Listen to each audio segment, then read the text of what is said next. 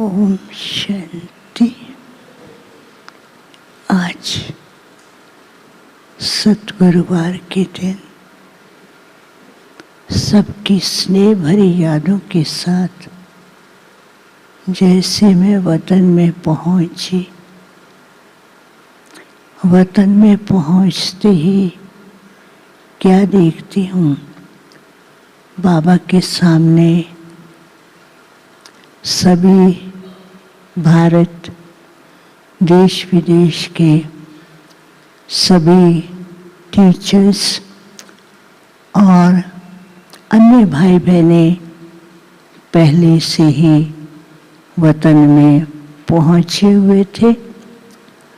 बाबा ने कहा मेरे को देखते हुए, आओ बच्चे देखो, बाबा के पास लाडले बच्चों की कितनी सुंदर प्यार भरी महफिल है।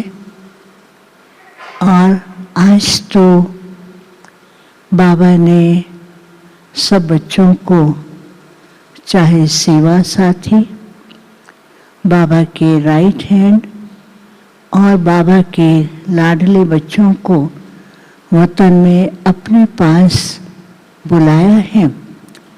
और जैसे बाबा सबको दृष्टि दे रहे थे, दृष्टि से सबका बहुत सुंदर श्रृंगार होता जा रहा था, जैसे कि एक राजाओं महाराजों की सभा, और बहुत सुंदर दिखाई दे रहे थे।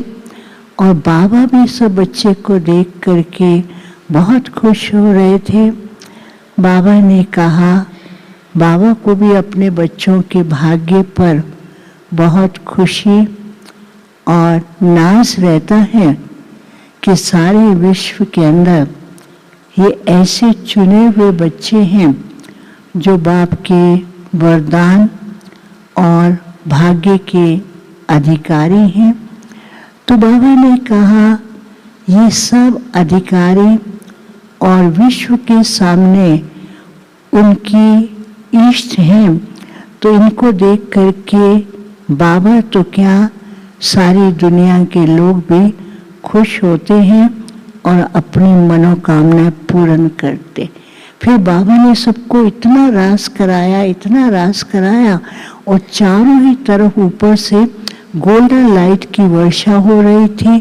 बाबा ने कहा, ये सब बच्चे वरदानों से पलने वाले, वरदानों से खेलने वाले और वरदान बांटने वाले बच्चे हैं। और ऐसे बच्चों से बाप को बहुत खुशी भी होती है जो सदा वरदानों से खेलते हैं। फिर बाबा ने कहा, अच्छा बाबा ना आगे बढ़ने लगे। और बच्चे कहते, बाबा आप कहाँ जा रहे हैं? बाबा ने कहा, चलो बाबा के साथ। तो जैसे ही बाबा के साथ सब बच्चे चलने लगते हैं तो आगे जाते हैं। एक बहुत बड़ा गेट था, लेकिन बहुत स्ट्रॉन्ग था। तो बाबा तो वहाँ खुद तो चले गए। बच्चे कहते, बाबा अभी हम इसको कैसे क्रॉस करें? तो बाबा ने कहा कि आओ बच्चे आओ। लेकिन उस गेट पे लिखा हुआ था निमित्त और निर्माण। तो जैसे वो स्लोगन को टच करते थे, बुद्धि में धारण करते थे, तो वो गेट ऑटोमेटिक खुल जाता था। फिर उसके आगे गए तो आगे जाते थे, एक बहुत सुंदर स्थान बना हुआ था, उसमें 2 सीढ़ियाँ थी। अब बाबा ने कहा, इस पे चढ़ो। वो स्थान ऐसा था, वहाँ पर खड़े हो जाओ तो सारे विश्व का नक्शा दिखाई देता था और बहुत सुंदर दृश्य चारों तरफ दिखाई देते थे। तो बाबा ने कहा, केवल 2 ही सीढ़ी हैं, चढ़ो। तो जब चढ़ने लगते हैं, किसकी सीढ़ी हिलने लगती है, किसका पाँव नहीं होता, कभी किसकी सीढ़ी जो है वो गुम होने लगती थी। तो बाबा ने कहा, ध्यान से देखो। एक सीढ़ी पे लिखा हुआ था साक्षी दृष्टा, और दूसरी सीढ़ी पे लिखा था सर्वशक्तिवान बाप का साथ। तो जब ऐसे किया तो उस पर कदम रखा तो फिर वो सीढ़ी पर चढ़ करके वो उस स्थान पर पहुंचते थे जहाँ पर चारों ही तरफ पूरे विश्व के सुंदर नज़ारे दिखाई दे रहे थे। और बाबा ने कहा अभी भविष्य नज़ारे तो बच्चों को दिखाई दे रहे हैं, भविष्य दुनिया क्या है उसका भी बाबा अनुभव बच्चों को करा रहे हैं। तो जैसे सारे वहाँ पर खड़े थे उस समय एक सेकंड में क्या देखते हैं, एक तरफ जोर से तूफान आया और दूसरी तरफ कहीं हलचल दिखाई दे रही है, कहीं पर अर्थक्वेक लग रहा था, चारों तरफ ऐसे धरती हिलते हुए, और कहीं पर ऐसे दिखाई दिया कि अंधकार है और कहीं पर ऐसे दिखाई दिया कि बड़े बड़े मकान गिर रहे हैं। तो इनको देख करके कई बच्चे घबराने लगे। तो बाबा बच्चों को देख रहे थे। बाबा ने कहा कि बाबा ने तो पहले से इशारा दे दिया है कि समय ऐसा रूप धारण करके आएगा। कई बच्चे उस समय को परिस्थितियों को देखकर हैरानी में, कोई घबराने में, किसी के पास क्वेश्चन और किसी के पास क्या करे रास्ता दिखाई नहीं देगा। फिर चारों तरफ देख रहे, सब बाबा को देखते हैं, कई तो बाबा का हाथ पकड़ लेते थे।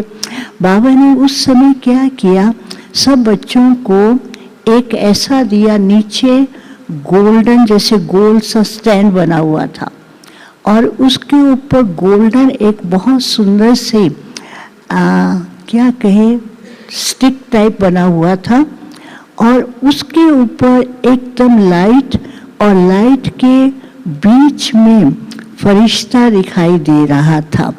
तो जैसे वो बाबा ने सबको हाथ में दिया तो उसके अंदर इतनी प्योर लाइट निकलती थी और वो प्योर लाइट निकलते ही ऊपर की जो लाइट थी वो इतनी चमचमाती हुई और उसके अंदर एंजल दिखाई देता था और चमचमाती लाइट से सारे विश्व के अंदर ऐसी लाइट पड़ने लगी जैसे कि वहाँ के जो तूफान आंधी था वो एकदम हरियाली के अंदर, एकदम सुंदरता के अंदर परिवर्तित होने लगे। तो बाबा ने कहा अभी जो समय आ रहा है, बच्चों को एक तरफ भयानक परिस्थितियाँ, दूसरी तरफ कई प्रकार की न मन न चित कोई न कोई बातें ऐसे आएंगी और तीसरी तो प्रकृति भी अपना खेल करेगी, लेकिन चौथी तरफ बच्चों को अपनी आंतरिक स्थिति को प्योर गोल्ड की तरह बनाना है। और बाबा ने कहा उसके लिए जो बीच की जो स्टिक थी उसमें लिखा हुआ था सच्चाई, सफाई और क्लैरिटी। तो बाबा ने कहा कि एक तो बच्चों को अपने मन के अंदर सच्चाई और सफाई बस अपने ऐसे ऐसे संकल्पों को स्वच्छ बनाते जाना है और बाबा से क्लियर कनेक्शन। तो जैसे बाबा से क्लियर कनेक्शन होगा, जहाँ भी खड़े होंगे वहाँ पर लाइट के द्वारा चारों तरफ ऐसी प्रत्यक्षता होगी और उनको लगेगा कि कोई फरिश्ता हमारे सामने आया है। बाबा ने कहा बच्चों, बाप ने बच्चों को ऐसी जिम्मेवारी दी है कि अभी समय अनुसार लाइट की प्रत्यक्षता के द्वारा लोगों को अनुभव और स्वयं की फरिश्ता स्टेज के द्वारा अपने भक्तों के लिए ईष्ट बन के उन्हें रास्ता और उनके मनोकामना को पूर्ण करना है और साथ साथ बाप की प्रत्यक्षता बच्चों के संपन्नता में ही समाई हुई है। तो बाबा ने कहा अभी जितना अपने अंदर प्योर थॉट्स, क्योंकि अभी माया का अट्रैक्शन भी बहुत है, कई प्रकार की भ्रांतियाँ और भ्रम पैदा करेगी, लेकिन प्योर सोने की तरह गोल्डन बच्चे हैं और प्योर गोल्डन सोने की तरह बच्चे चमकते रहें, बाबा की यही एक आश है।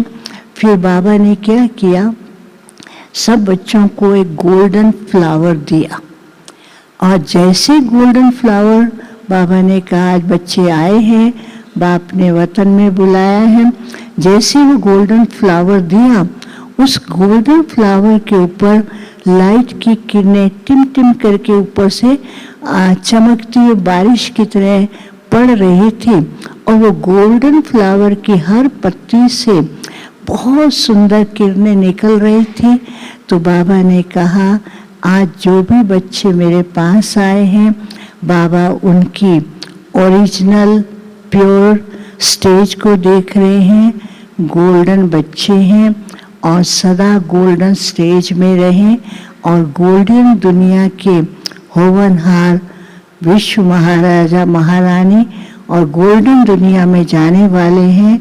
तो आज बाप भी बच्चों के उस स्वरूप को देख रहे हैं। फिर बाबा को मैंने भोग स्वीकार कराया, बाबा ने फिर सभी को भोग स्वीकार कराते हुए फिर से वो गोल्डन फ्लावर सब बच्चों को हाथ में दिया, और उसके बाद फिर जिनके भोग थे बाबा को याद दिया। बाबा ने रिटर्न में कहा बच्चे जब भोग ऑफर करते हैं उस समय कई संकल्प करते हैं, बाबा का क्या संदेश है। बाबा ने कहा सबके लिए एक ही संदेश है, जिस आत्मा के प्रति आप भोग के वाइब्रेशन देते हैं उस आत्मा को शक्ति और उसका भाग्य बहुत ही उज्जवल होता है। वो सदा अपने भाग्य और शक्ति के द्वारा और विशेष अनुभव करते रहें। बाबा ने सबको याद दिया। ओम शांति।